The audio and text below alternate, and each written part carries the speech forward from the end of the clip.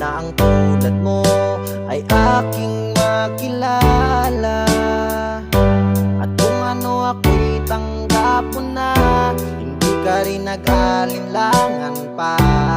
Ikaw at ako'y hanggang wakas ay tayo ng